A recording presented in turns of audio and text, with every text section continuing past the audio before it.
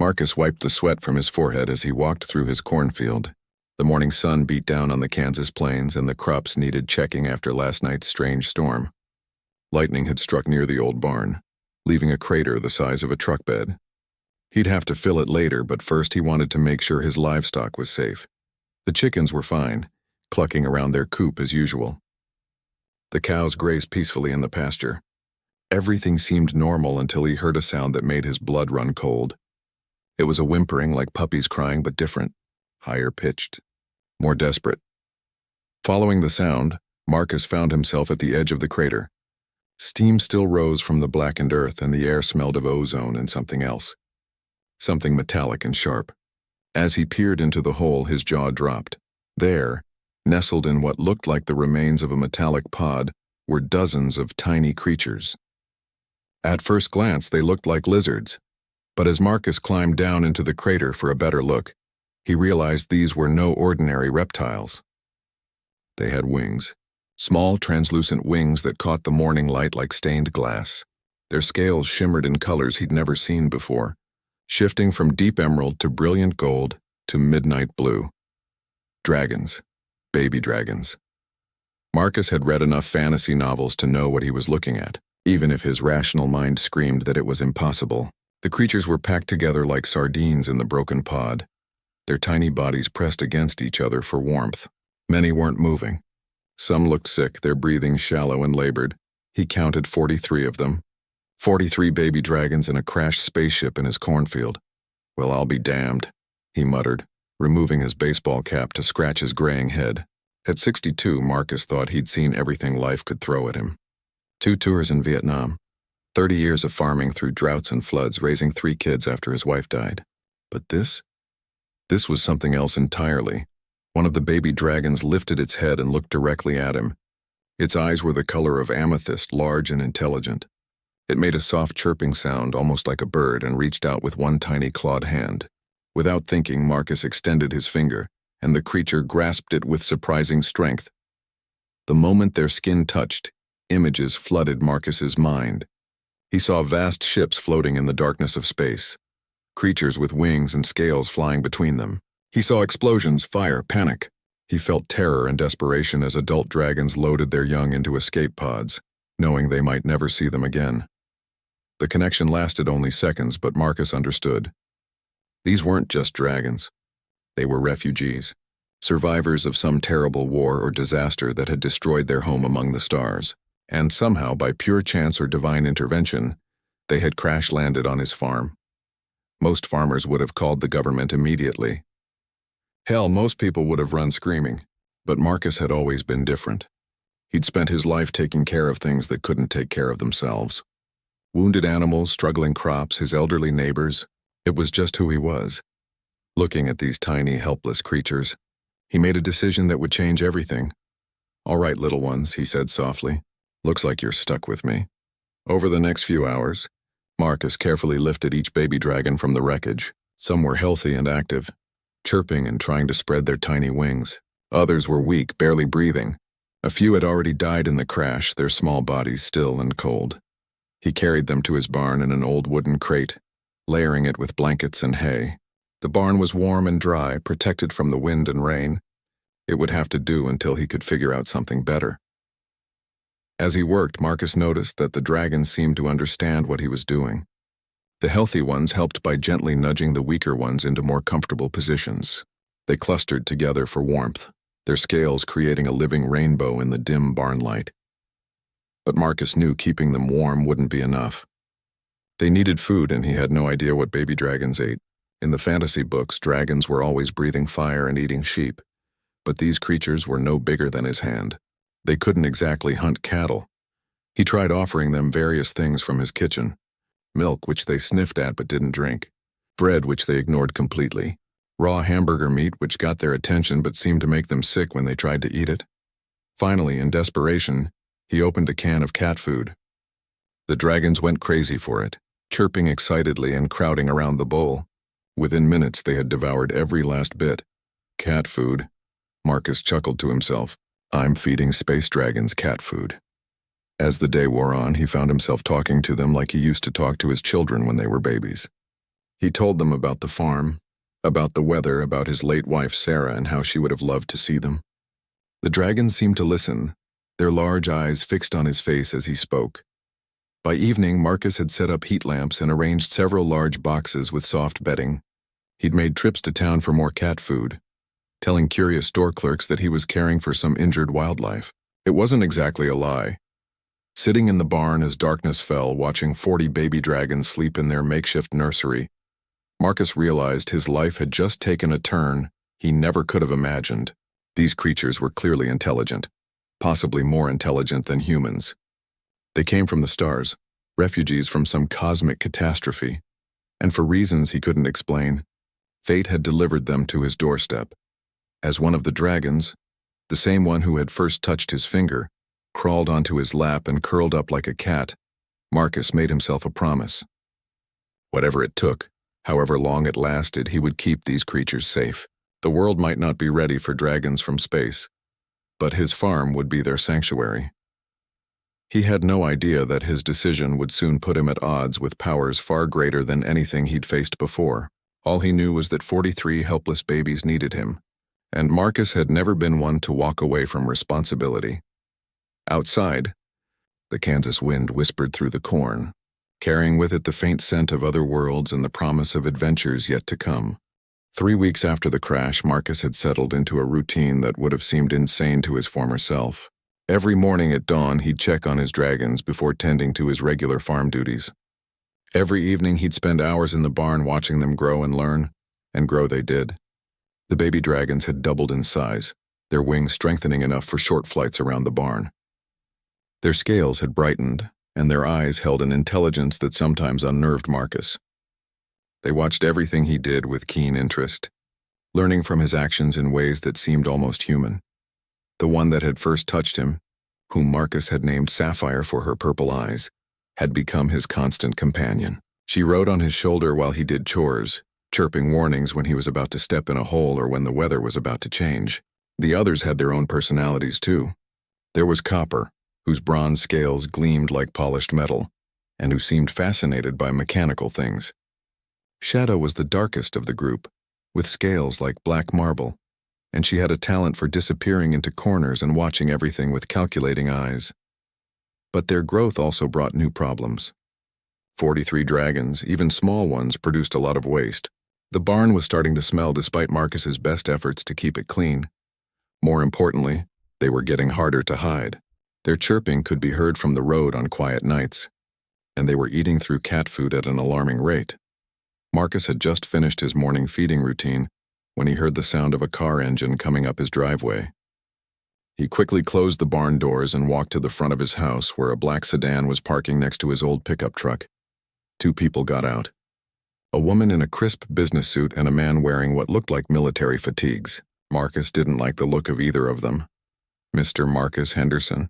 the woman asked, consulting a tablet computer. "That's me. Can I help you folks?" "I'm Dr. Sarah Chen from the Department of Biological Defense. This is Colonel Williams from Fort Riley. We understand you may have encountered some unusual wildlife on your property recently." Marcus felt his heart skip a beat, but kept his expression neutral. "Unusual how?" "We've detected some strange energy readings in this area," Colonel Williams said, his eyes scanning the farm. "Radiation signatures that suggest something not of terrestrial origin may have crashed here." "Haven't seen anything like that," Marcus replied. "Had some lightning strike near the barn a few weeks back, burned a crater in the ground. Filled it in already. You're welcome to take a look around if you want." Dr. Chen typed something on her tablet. "Mr. Henderson, I need you to understand that this is a matter of national security. If you have encountered anything unusual, anything at all, it's important that you tell us immediately. There could be biological hazards, radiation exposure, or other dangers you're not equipped to handle." "Like I said, just lightning." Colonel Williams stepped forward. "Sir, we have satellite data showing an object entering the atmosphere and impacting on your property. We also have reports from your neighbors about strange sounds coming from this direction at night." Marcus cursed silently. Mrs. Patterson, 2 farms over, had always been a busybody. "Could be coyotes. Been having trouble with them lately." "Mr. Henderson," Dr. Chen said, her voice taking on a harder edge, "we can obtain a search warrant if necessary. It would be much easier for everyone if you simply cooperated. Behind her, Marcus could see more vehicles coming up the road. Black SUVs and what looked like a military transport truck. His blood ran cold.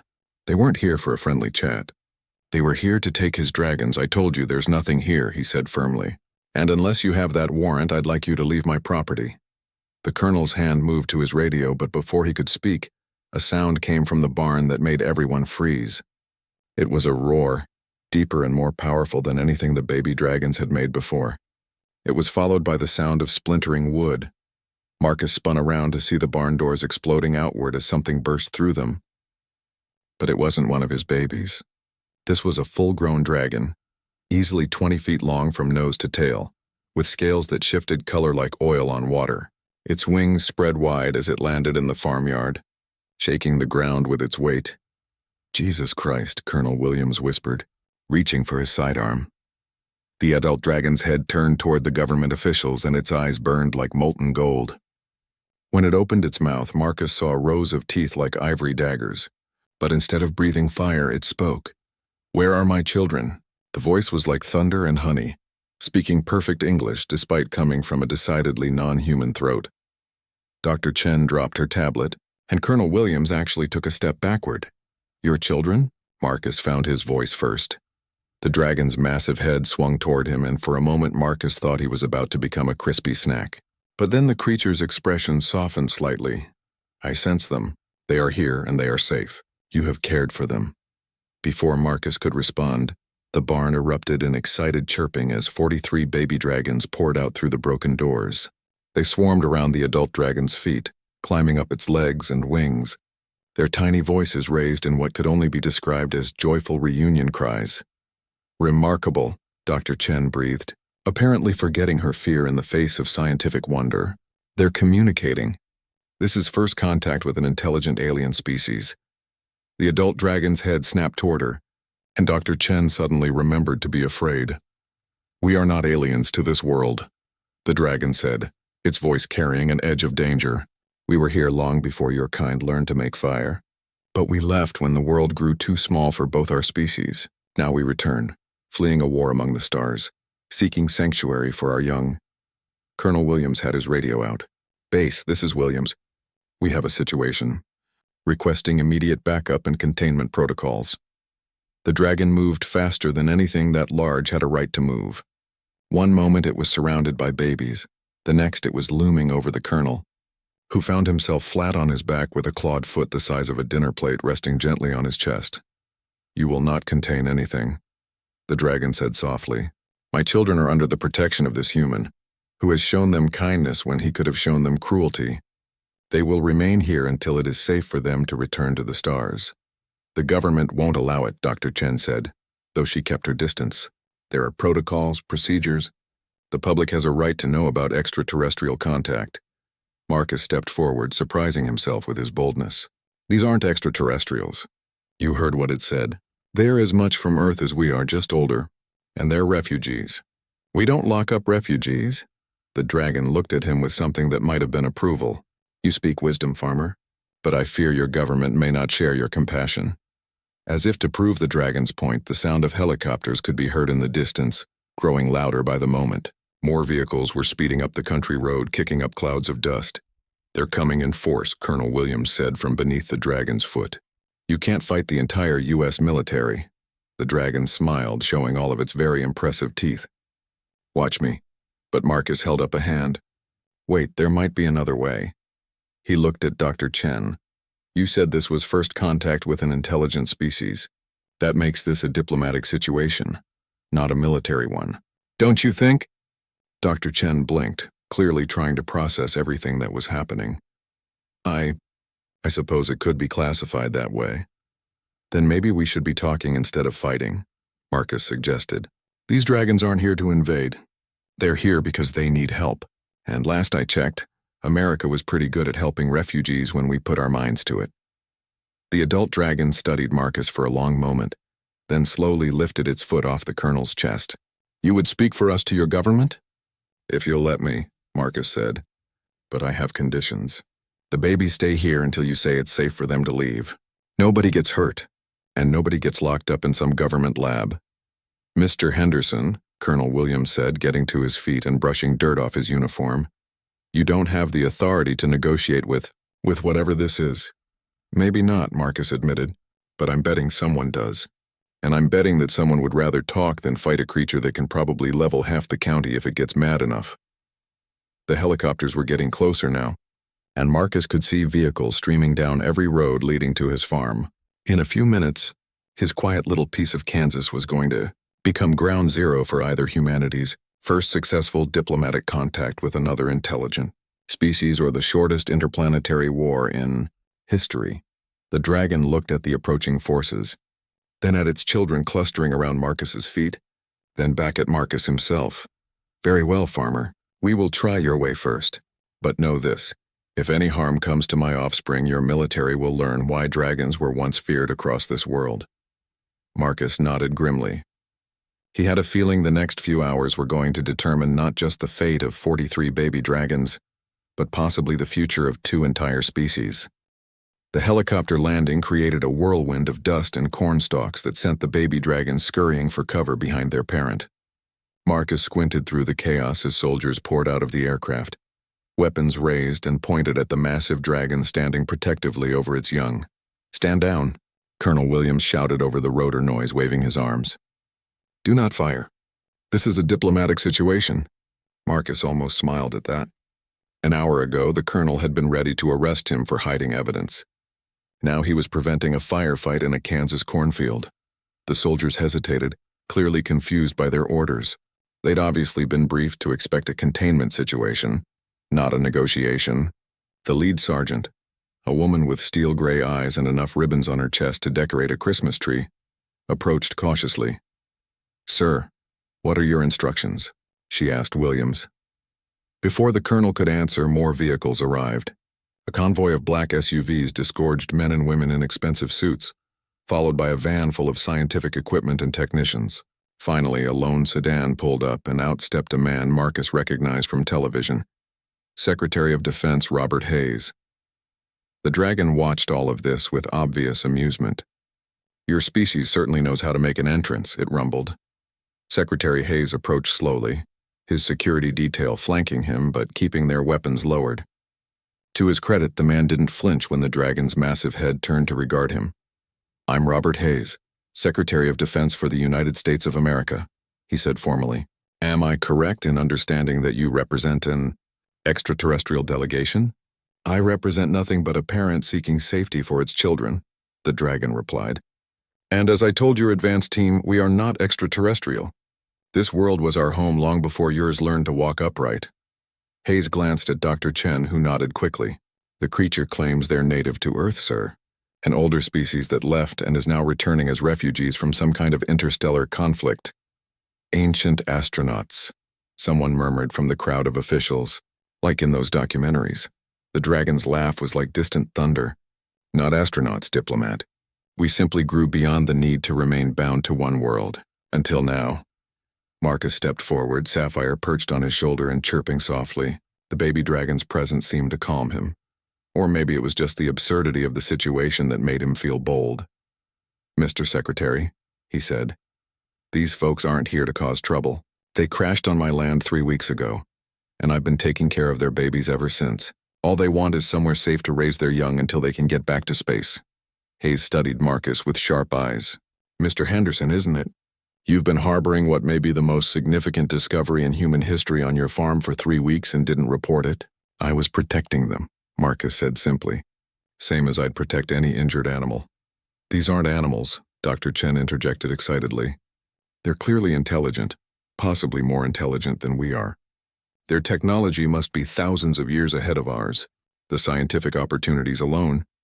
"The children are not laboratory specimens," the adult dragon interrupted, its voice carrying a warning growl. Several soldiers instinctively raised their weapons higher. Secretary Hayes held up a hand for calm. "Dr. Chen, please.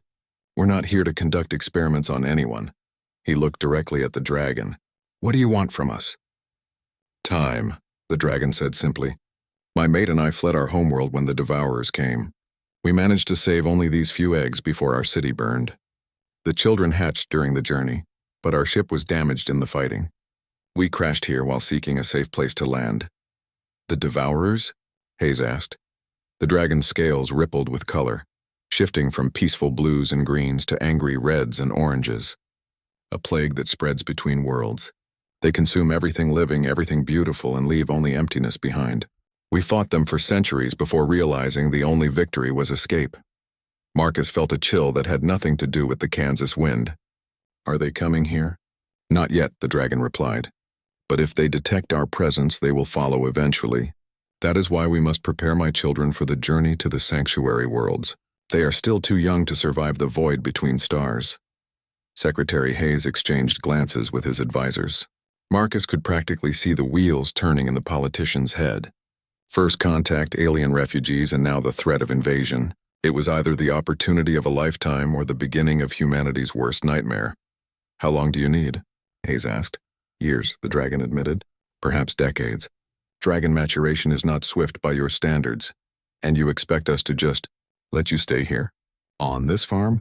The dragon looked around at the assembled military force, then at Marcus and the baby dragons clustering around his feet. I expect nothing, but I hope for the wisdom that this human has shown. We offer knowledge in return for sanctuary, technologies that could advance your species by millennia, medicine that could cure diseases you consider incurable, energy sources that would make your fossil fuels obsolete. Dr. Chen was practically vibrating with excitement. Sir, think about what they're offering. Faster than light travel, advanced materials, perhaps even life extension technology. And in return, Hayes said slowly, we harbor potential enemy combatants from an interstellar war. The dragon's eyes narrowed. We are not combatants. We are survivors. With respect, Hayes replied, you just threatened to level half the county if we harmed your children. That sounds pretty combative to me. Marcus stepped between them before the situation could escalate further. Mr. Secretary, with all due respect, these dragons aren't the ones who showed up with helicopters and soldiers. They've been living peacefully in my barn for 3 weeks without hurting anybody. Mr. Henderson is correct, the dragon said, its tone becoming more conciliatory. We seek only sanctuary, not conflict, but we will defend our young if threatened. This is the way of all thinking beings. Secretary Hayes was quiet for a long moment, clearly weighing options that Marcus couldn't even imagine. Finally, he spoke. I need to consult with the President and Congress. This isn't a decision I can make alone. In the meantime, I'm establishing a secure perimeter around this farm. Nothing goes in or out without authorization. You're putting us under house arrest? Marcus asked. I'm protecting a potentially invaluable resource while we figure out how to handle this situation, Hayes corrected. Mr. Henderson, you've been designated as the official liaison between the United States government and our guests. Congratulations. You're now part of the State Department. Marcus blinked. I don't know anything about diplomacy.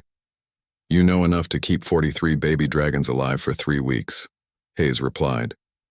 And they trust you. That makes you the most qualified person on the planet for this job. The dragon inclined its massive head toward Marcus. The small human speaks with wisdom. We will accept him as intermediary between our kinds. As the officials began setting up their perimeter and equipment, Marcus found himself surrounded by baby dragons seeking comfort from all the excitement. Sapphire nuzzled against his neck, chirping softly.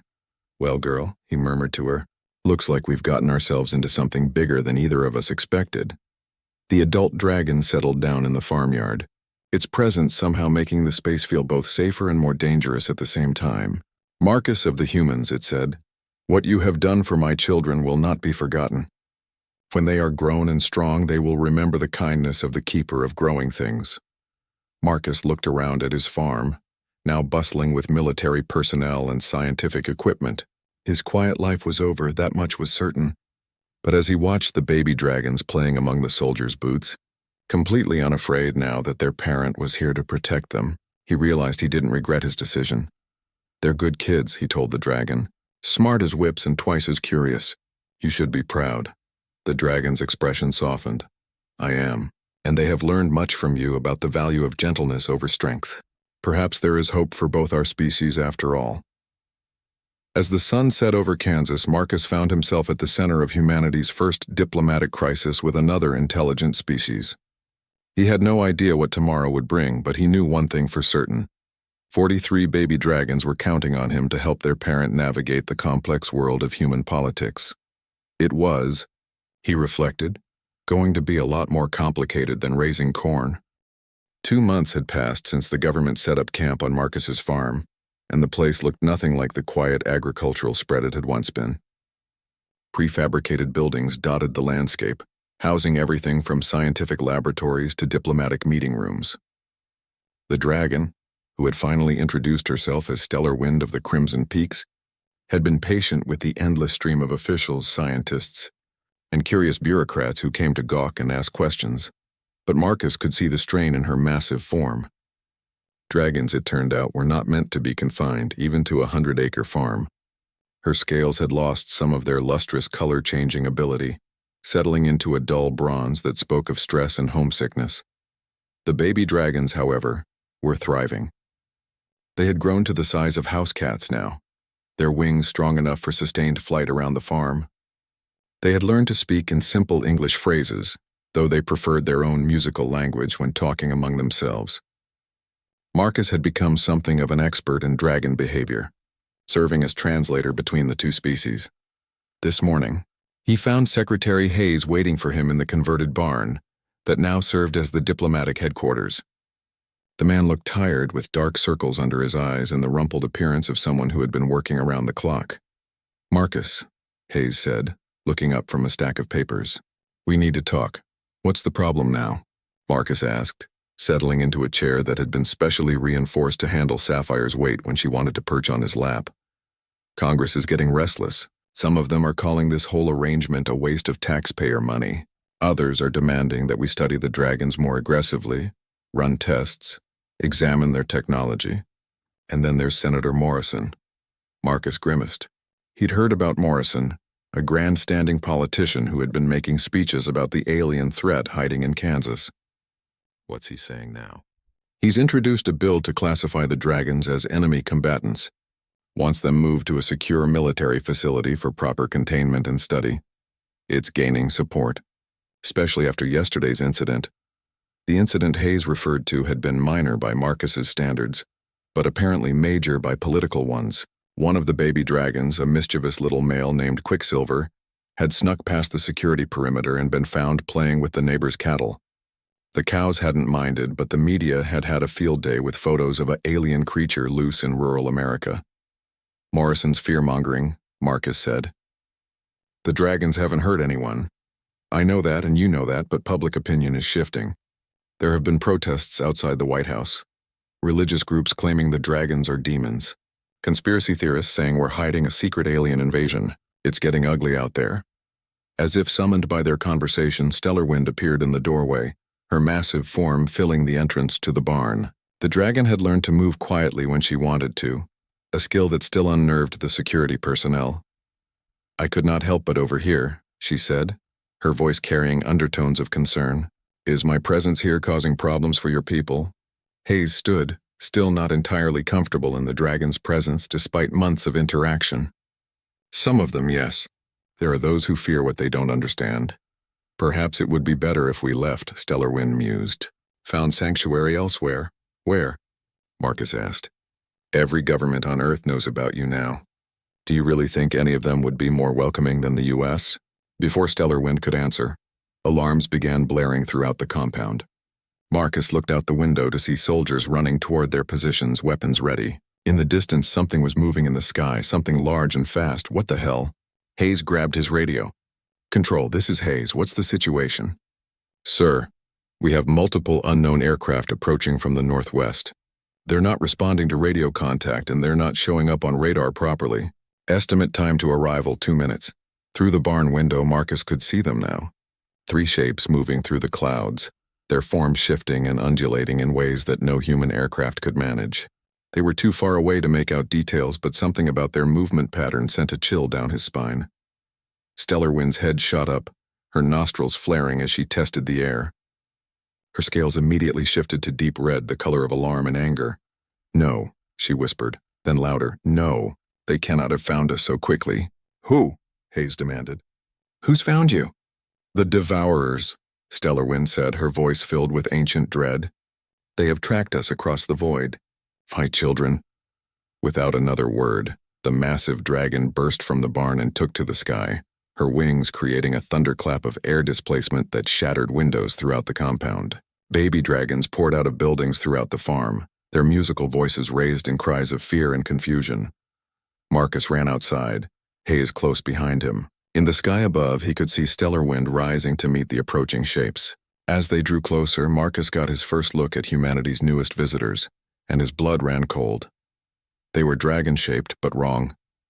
Their scales were the color of old bone, and where Stellar Wind's form was graceful and alive, these creatures looked corrupted, diseased. Their wings beat with mechanical precision, and their eyes glowed with a sickly green light that hurt to look at directly. "Dear God," Hayes breathed. "What are those things?" "Death," Marcus said simply, watching as Stellar Wind engaged the lead creature in aerial combat high above the Kansas plains. Death that flies. The battle was spectacular and terrifying. Stellar Wind moved like liquid fire, her scales shifting through the entire spectrum as she fought. She breathed not flames but pure energy. Beams of light that seared the air and left contrails of glowing particles. The Devourers fought back with weapons that seemed to bend reality itself, creating zones of absolute darkness that swallowed light and sound. But it was 3 against 1, and Marcus could see that Stellar Wind was being overwhelmed. One of the Devourers broke away from the fight and dove toward the farm, its attention focused on the baby dragons scattered across the compound. "Protect the young," Hayes shouted into his radio. But human weapons would be useless against something like this. The Devourer landed in the middle of the compound, with an impact that created a crater in the earth. Up close it was even more horrifying. Its scales weren't scales at all, but some kind of metallic plating that shifted and crawled across its skin like living armor. When it opened its mouth, Marcus saw not teeth but rotating blades, spinning and whirring with mechanical hunger. Baby dragons scattered in every direction, but they were too small and too slow. The creature's head swiveled toward a cluster of them huddled near the scientific equipment, and Marcus saw its throat begin to glow with whatever hellish energy it used as a weapon.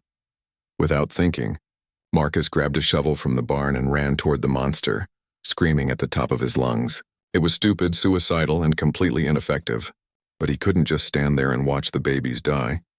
The Devourer's attention snapped to him, and Marcus found himself staring into eyes like green fire.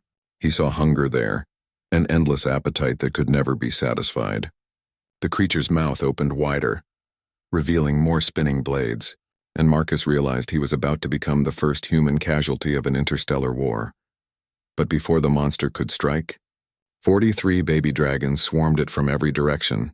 They were small, barely the size of house cats, but they moved with perfect coordination. Some attacked its eyes, their tiny claws scrabbling at the creature's optical sensors. Others went for its legs, their sharp teeth finding gaps in the metallic plating. Still others simply wrapped themselves around its head, blocking its vision and making it impossible for the creature to target anything. The Devourer thrashed and roared, trying to shake off its tiny attackers. But for every baby dragon it dislodged, 2 more took its place. Marcus heard their voices high and musical, raised in what could only be a battle song. Above them, Stellar Wind had heard her children's call. With a roar that shook the earth, she disengaged from the aerial battle and dove toward the compound. Her landing beside the struggling Devourer created a shockwave that knocked Marcus off his feet. What happened next was over in seconds. Stellar Wind's jaws closed around the corrupted dragon's neck, and there was a sound like breaking crystal. The Devourer went limp, its green eyes dimming to black, but the victory was costly. The other 2 Devourers had used the distraction to escape, vanishing into the sky as quickly as they had come. Stellar Wind was wounded, dark fluid leaking from tears in her hide where their weapons had found their mark. "They know we are here now," she said, her voice heavy with defeat. "They will return with more. Many more." Marcus looked around at the compound, at the baby dragons clustering around their injured parent, at the human soldiers and scientists standing in shocked silence. "Then we'd better be ready for them," he said. Hayes was already on his radio, calling for reinforcements for scientists, for anyone who might have ideas about how to fight creatures that could cross interstellar space and bend reality itself. But Marcus was looking at the baby dragons, at the way they had fought together to protect not just themselves but him as well. These weren't just refugees anymore. They were allies, And if the Devourers wanted a fight, they were going to get one, from both species. The war room had been hastily constructed in what used to be Marcus's grain silo. Maps covered every available surface, showing satellite tracking data, atmospheric disturbances, and the growing global network of dragon refugees that had begun appearing worldwide after news of the Kansas incident went public. It turned out Stellar Wind and her children weren't the only survivors. Dragon families had been crash landing on every continent for months, seeking sanctuary wherever they could find it. Most had hidden themselves in remote locations, but a few had made contact with local governments. The picture that emerged was sobering. An entire spacefaring civilization fleeing across the galaxy from an enemy that consumed worlds. Marcus sat at the conference table between Secretary Hayes and General Patricia Morrison, the President's newly appointed Director of Extraterrestrial Defense. Across from them, Stellar Wind's massive form filled one entire side of the room, her wounds from the battle slowly healing but still visible.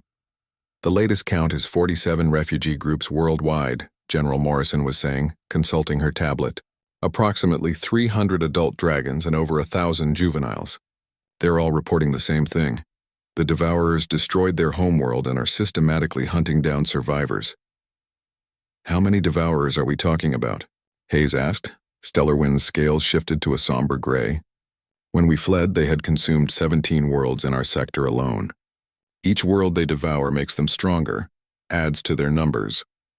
By now, they could have fleets numbering in the thousands. Marcus felt the weight of that statement settle over the room like a lead blanket. And they're coming here.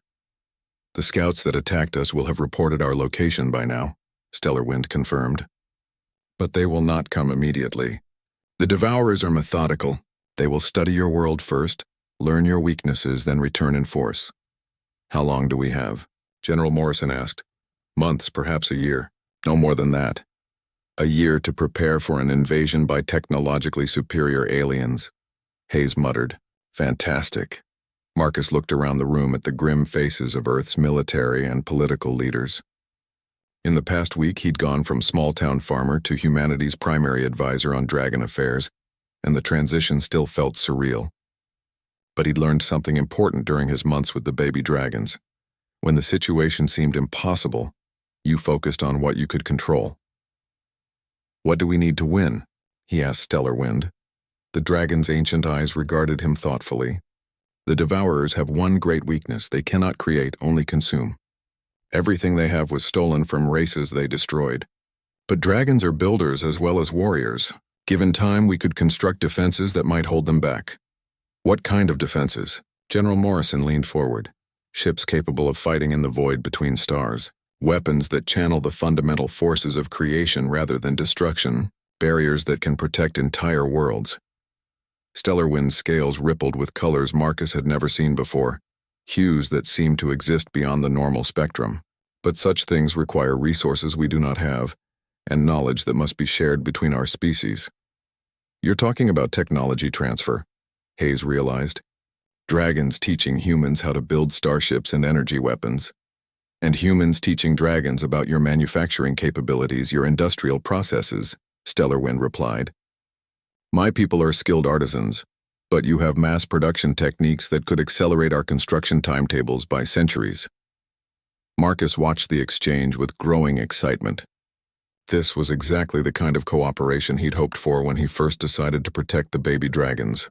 Two species working together, each contributing their strengths to overcome a common threat. But General Morrison looked skeptical.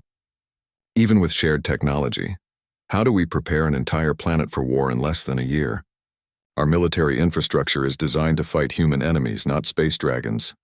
We don't prepare the whole planet, Marcus said, an idea forming in his mind. We prepare the dragons. All of them. Every head in the room turned toward him. Marcus stood up, walking to the map showing dragon refugee locations worldwide. Look at this pattern, he said, pointing to the scattered pins. They're not hiding randomly. They're positioning themselves near major population centers, industrial areas, military bases. Whether they know it or not, they're already setting up a defensive network. Stellar Wind's eyes brightened with understanding. The youngling speaks wisdom. If we could coordinate our scattered families, create communication links between refugee groups. We could turn every dragon settlement into a fortress, General Morrison finished, catching on to the plan. A global defense network with Earth's military providing support and infrastructure. But there's a problem, Hayes said, his expression troubled. Public opinion is still divided about the dragons. Half the world sees them as saviors. The other half sees them as invaders. Senator Morrison's containment bill is gaining support in Congress, and similar movements are growing in other countries. As if summoned by the mention of his name, an aide burst into the room with urgent news. Sir, we have a situation. Senator Morrison is holding a press conference. He's demanding immediate action to contain what he calls the alien threat. Hayes cursed under his breath. Get me a video feed. The wall screen flickered to life, showing Senator Morrison standing behind a podium in Washington, surrounded by reporters and supporters holding signs reading, "Earth for humans and no alien occupation." My fellow Americans, Morrison was saying, his voice carrying the practiced cadence of a career politician. We stand at a crossroads. For months, our government has harbored creatures from another world, allowing them to roam freely across our nation. We're told they're refugees, but I ask you, what refugee brings war to our doorstep? Marcus felt his temper rising. War followed them here. They didn't bring it. On screen, Morrison continued his speech. Just days ago, these aliens engaged in aerial combat over American soil. Our children watched monsters battle in the sky while our leaders did nothing to protect them. How long before their war spills into our cities? How long before they decide Earth belongs to them? He's using fear, Stellar Wind observed, her voice tinged with sadness. The same weapon the Devourers use, but wielded with words instead of claws. Morrison's speech was building to a crescendo. I call upon Congress to pass the Extraterrestrial Containment Act immediately. These creatures must be confined to secure facilities where they can be properly studied and monitored. The safety of humanity must come first. The crowd erupted in cheers, and Marcus could see signs being waved enthusiastically. But he also noticed counter-protesters at the edges of the crowd, holding their own signs reading "Dragons are allies" and "Save the refugees." Public opinion is split, General Morrison observed. But fear is a powerful motivator. If Morrison can convince enough people that the dragons are a threat, then humanity will spend its last year fighting itself instead of preparing for the real enemy. Marcus finished. Stellar Wind rose to her full height, her scales shifting to the deep blue of determination. Perhaps it is time for my people to stop hiding. If humans are to trust us, they must know us. What are you suggesting? Hayes asked. A gathering, all dragon refugees brought together in one place. Let your people see us not as monsters in the shadows, but as families seeking shelter from the storm. She looked directly at Marcus. And let them see that we have already chosen our champions among your kind. Marcus felt a chill of premonition. You want to make this public. All of it. The Devourers thrive on fear and isolation. They count on their enemies being too divided to mount an effective defense. But if dragons and humans can stand together, openly and without shame. Stellar Wind's voice carried a note of hope that Marcus hadn't heard since the day she first arrived. It's a huge risk, General Morrison warned. If public opinion turns against the dragons, we could lose everything. If we continue hiding, we've already lost, Stellar Wind replied. Fear grows in darkness. Perhaps it is time to bring this conflict into the light. Marcus looked around the room at the faces of Earth's leaders, then at the dragon who had become both ally and friend. Outside, he could hear the baby dragons playing in the compound, their voices raised in the musical language that had become as familiar to him as English. She's right, he said finally. We can't win this war if we're fighting each other. It's time to trust humanity with the truth. Hayes was quiet for a long moment, clearly weighing the political implications. Finally, he nodded. God help us all, he said. Let's call a dragon convention. As plans began forming for the largest gathering of dragons in Earth's recorded history, Marcus couldn't shake the feeling that they were about to either save the world or watch it tear itself apart. But looking at Sapphire, who had grown into a beautiful young dragon with scales like polished amethyst, he knew they had to try. Some things were worth the risk. The Great Dragon Gathering, as the media had dubbed it, was set to take place in the Nevada desert at a hastily constructed facility that could accommodate both dragons and humans safely. Marcus stood on the observation deck of the main assembly building, watching as dragons from around the world arrived in groups throughout the day. It was a sight that would have been impossible to imagine 6 months ago. Dragons of every size and color filled the valley, their scales creating a shifting rainbow across the desert floor. Some were massive like stellar wind, ancient beings whose presence seemed to make the very air shimmer with power.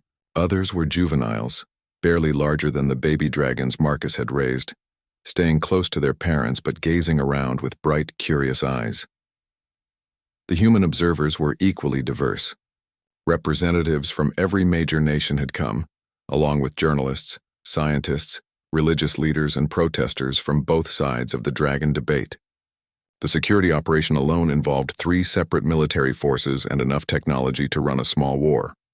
Nervous? Secretary Hayes asked, joining Marcus at the railing. Terrified, Marcus admitted. What if this backfires? What if seeing so many dragons together just makes people more afraid? Before Hayes could answer, a commotion broke out in the main assembly area below. Senator Morrison had arrived with a contingent of supporters, and they were being confronted by a group of pro-dragon activists. Security moved quickly to separate the groups, but Marcus could see the tension building. This could get ugly fast, Hayes muttered. But then something remarkable happened. A young dragon, one of the juveniles from the Australian contingent, broke away from its family group and approached the arguing humans. It was small, maybe the size of a large dog, with scales that shifted from gold to silver as it moved. The humans stopped arguing and stared as the dragon sat down between the 2 groups and began to sing. Dragons communicated through music as much as words, and this youngster's song was hauntingly beautiful. Marcus couldn't understand the lyrics, but he could feel the emotion behind them. Sadness, hope, fear, and above all, a desperate desire for understanding. One by one, other young dragons joined the song. Then some of the adults added their voices, creating a harmony that seemed to resonate in Marcus's bones. The arguing humans fell silent, and Marcus saw more than one person wipe tears from their eyes. When the song ended, Senator Morrison's chief supporter, a man who had been shouting about alien threats just moments before, knelt down and extended his hand to the small dragon. The creature approached cautiously and touched the man's palm with one tiny claw. Marcus saw the moment of connection, the same kind of psychic link he'd experienced with Sapphire all those months ago. The man's expression went from suspicion to wonder to something approaching awe. Remarkable, Hayes breathed. They're natural diplomats. The formal ceremony began an hour later, with representatives from both species taking turns addressing the assembly. Marcus found himself on stage next to Stellarwind, officially representing the Human-Dragon Alliance that had started on his Kansas farm, but the real impact came when the dragons demonstrated what they could offer humanity. A group of elder dragons worked together to create what they called a Forge of Stars, a controlled fusion reaction that generated enough clean energy to power a small city. They built it in real time, using nothing but their natural abilities and some basic materials, explaining each step to the assembled scientists. Another group demonstrated their healing abilities, working with volunteer doctors to show how dragon medicine could cure diseases that human science considered terminal. Cancer cells withered under focused dragon energy, while damaged organs regenerated at visible speeds. Most impressively, the eldest dragon present, an ancient female named World Singer, projected a holographic star map showing the galaxy's current state. Red zones marked worlds that had been consumed by the Devourers, while blue zones showed planets that still resisted. The pattern was clear. Without intervention, the wave of destruction would reach Earth within months. "We do not ask for charity," World Singer said, her voice carrying across the assembly without amplification. "We offer partnership. Your industrial might combined with our knowledge could create defenses that neither species could build alone." The demonstration was interrupted by alarms. Military scanners had detected incoming objects in Earth's upper atmosphere, moving at speeds that defied conventional physics. "Devourers?" General Morrison asked tensely. Stellarwind tested the air, her scales immediately shifting to warning colors. "No. These are different." The objects resolved into shapes on the tracking screens. More dragons, but these weren't refugees. They were massive, their forms crackling with energy that interfered with Earth's electronic systems just by their presence. "The High Council," World Singer said, and for the first time since Marcus had known dragons, he heard fear in her voice. "They have found us." The newcomers landed with enough force to shake the assembled building. There were 12 of them, each larger than any dragon Marcus had seen before, their scales seeming to contain entire galaxies of swirling stars. The lead dragon spoke in a voice like cosmic thunder. "By what right do you contaminate this primitive world with our presence?" Stellar Wind stepped forward, her own massive form suddenly seeming small in comparison. "By right of survival, Elder Voidcaller. Our children needed sanctuary. Sanctuary." The Elder Dragon's laugh was like the death of stars. "You have doomed this world. The Devourers will follow you here, and these creatures," he gestured dismissively at the assembled humans, "will be consumed along with everything else." Marcus felt anger rising in his chest. He'd spent months watching dragons and humans learn to work together, seen baby dragons learn to trust human kindness, and human children learn that not all aliens were monsters. He wasn't about to let some cosmic politician destroy that just because he was afraid. "They're not just going to be consumed," Marcus said, stepping forward despite his terror. "They're going to fight." Voidcaller's massive head swiveled toward him, and Marcus felt like an ant being examined by a giant. "You speak, little mammal?" "I speak for Earth," Marcus said, his voice steadying as he found his footing. "And for every human who's chosen to stand with the dragons instead of against them. You want to abandon this world to save your own skins? Fine. But some of us aren't running anymore." A murmur went through the assembly, both human and dragon. Senator Morrison looked like he wanted to object, but several of his own supporters were nodding in agreement with Marcus's words. "Interesting," Voidcaller mused. "You would risk your entire species for ours?" "We're not risking anything," Marcus replied. "We're investing in it. Your people have knowledge and power we need to defend ourselves. Our people have industry and determination you need to rebuild your civilization. Together we might actually have a chance." One of the other council members, a dragon with scales like liquid silver, spoke up. "The primitive displays unusual wisdom. Perhaps there is merit in this alliance." "There is more than merit," Worldsinger interjected. "There is hope. These humans have shown us kindness when they could have shown cruelty. They offer partnership when they could have demanded servitude." Voidcaller looked around the assembly, taking in the mixed groups of humans and dragons, many of whom had begun moving closer together as the council's intimidating presence made itself known. "Very well," he said finally. "If this world wishes to stand against the Devourers, the High Council will not interfere. But neither will we provide aid if you fail." "We won't fail," Marcus said with more confidence than he felt. As the council dragons departed as suddenly as they had arrived, the assembly erupted into discussion. Plans that had been theoretical suddenly became urgent reality. Dragon artisans began working with human engineers to design weapons and defenses. Military leaders coordinated with dragon warriors to plan strategies that combined both species' strengths. But Marcus's attention was drawn to a smaller moment nearby. Senator Morrison was kneeling beside one of the baby dragons, listening intently as the creature explained something in its musical language. When the dragon finished, Morrison looked up with tears in his eyes. "She says her parents died protecting her escape pod," Morrison said quietly. "She's all alone except for the human family that found her in Oregon." Marcus nodded. "That's what this is really about. Not politics or fear or even survival. It's about family. About protecting the ones who can't protect themselves." As the sun set over the Nevada desert, human and dragon families mingled freely throughout the gathering. Children played together despite their vastly different forms, while adults planned for a war that would determine the fate of two worlds. Marcus stood with Sapphire perched on his shoulder, watching the scene unfold. Tomorrow, they would begin the real work of building an interspecies military alliance.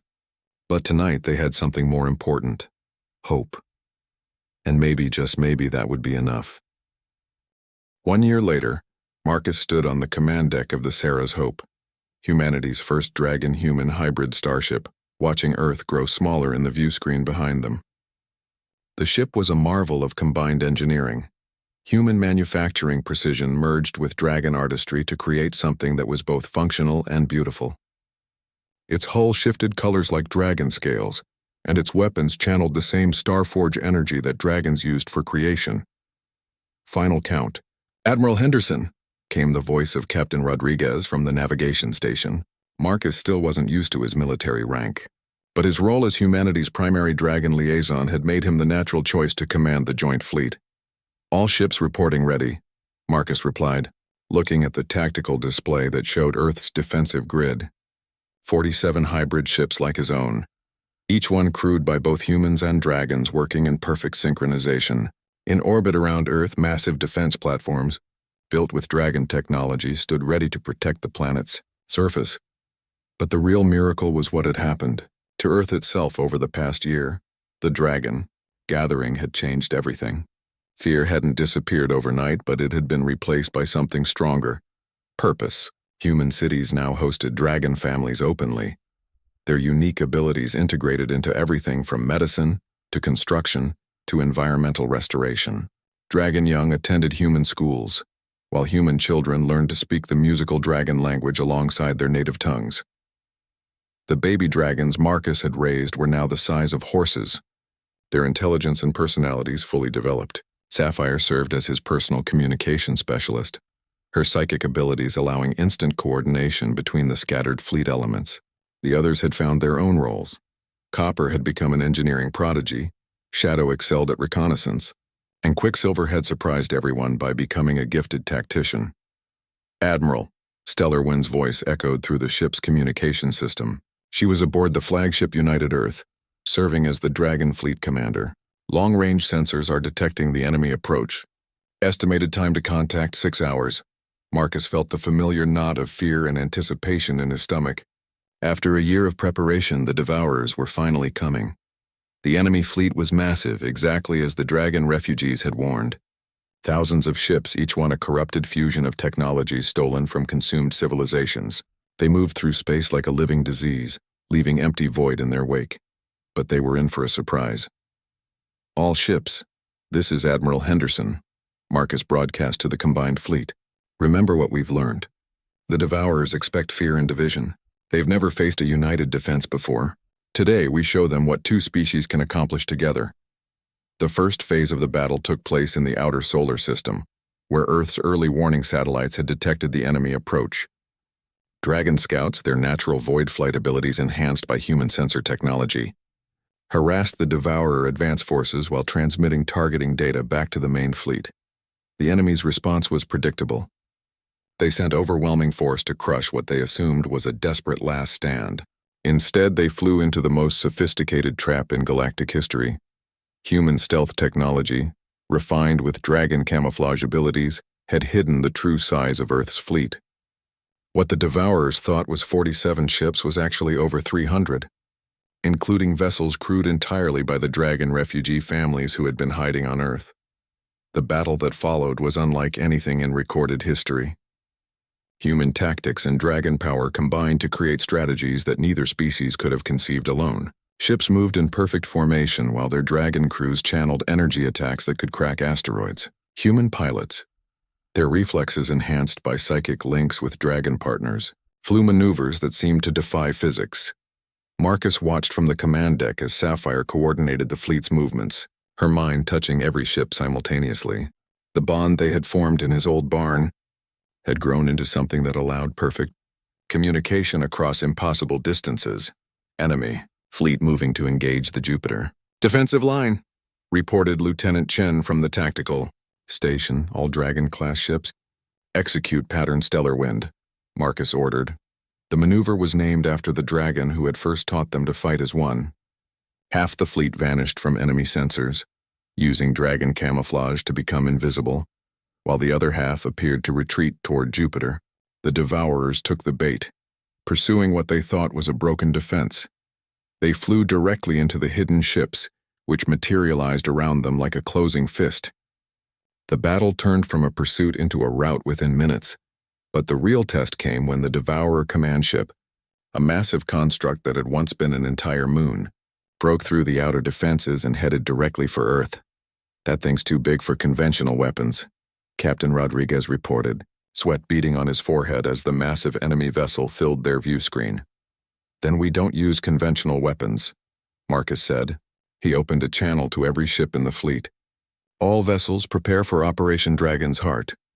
It was the most dangerous tactic they'd developed, requiring perfect trust between human and dragon crews. Every ship in the fleet would link their power systems together, channeling energy through their dragon partners to create a single massive weapon. The risk was enormous. If the link failed, every ship would be destroyed. If it succeeded, they would unleash the combined creative force of every dragon in the solar system. Link established, Sapphire reported, her voice strained with effort. All ships connected. Marcus felt the power building around them, a sensation like standing in the eye of a hurricane made of starlight. Through the psychic network, he could sense every dragon in the fleet, their minds united in purpose. Fire, he whispered. The beam that struck the Devourer command ship wasn't a weapon of destruction. It was pure creative force, the same energy that dragons use to forge stars and shape worlds. Instead of destroying the enemy vessel, it transformed it, breaking apart the corrupted technologies that held it together and returning the stolen materials to their original forms. The massive ship simply dissolved. Its crew found themselves floating in space in individual life pods, their mechanical augmentations falling away to reveal the organic beings they had once been before the Devourer plague consumed them. Across the solar system, the same transformation rippled through the enemy fleet. Ships that had been cobbled together from the remains of dead civilizations came apart, their crews freed from the corruption that had controlled them for centuries. In the end, there was no final battle, no dramatic explosion. The Devourer fleet simply ceased to exist, replaced by thousands of confused beings from dozens of species, all of them refugees from the very plague they had been spreading. The rescue operation took weeks. Earth's medical facilities, both human and dragon, worked around the clock to treat beings who had been enslaved by the Devourer technology. Many couldn't be saved, their minds too damaged by centuries of corruption, but thousands could, and did. 6 months later, Marcus stood in the same Kansas field where it had all begun, watching children play. But now those children included not just humans and dragons, but dozens of other species that had found sanctuary on Earth after being freed from the Devourer plague. Sapphire, now fully grown and magnificent, lay beside him in the afternoon sun. Her scales had taken on a unique pattern that seemed to contain flecks of Earth's blue sky, a sign of the deep bond she shared with her adopted world. "Do you ever miss it?" she asked, her mental voice as clear as spoken words. "The quiet life?" Marcus looked around at the bustling activity of the farm. Dragon young played with human children while their parents worked together to tend crops that grew in soil enriched by dragon breath. In the distance, construction crews of both species were building the first permanent interspecies city on Earth. "Sometimes," he admitted, "but this is better. This is what we were meant to become." A year ago, he had been a simple farmer who found baby dragons in his field. Now he was the admiral of humanity's first interstellar fleet and the foster father to an entire generation of dragons who saw Earth as their true home. The universe was vast and full of wonders he was only beginning to understand. There would be other challenges, other threats, other species that needed help or posed danger. But Earth was ready now, not as a human world or a dragon world, but as something new, a place where different kinds of beings could come together and become stronger than the sum of their parts. As the sun set over Kansas, casting long shadows across the field where two species had first learned to trust each other, Marcus smiled. Tomorrow would bring new adventures, new discoveries, new opportunities to prove that kindness was stronger than fear. But tonight, he was content to sit with his dragon daughter and watch their children play, knowing that the future, whatever it might hold, would be built on the foundation they had laid together. The age of humanity alone was over. The age of the United Worlds had begun, and it had all started with a farmer who decided to defy the odds and care for 43 baby dragons packed like sardines in a crashed pod. Sometimes, Marcus reflected, the smallest acts of kindness had the biggest consequences, and sometimes that was exactly what the universe needed.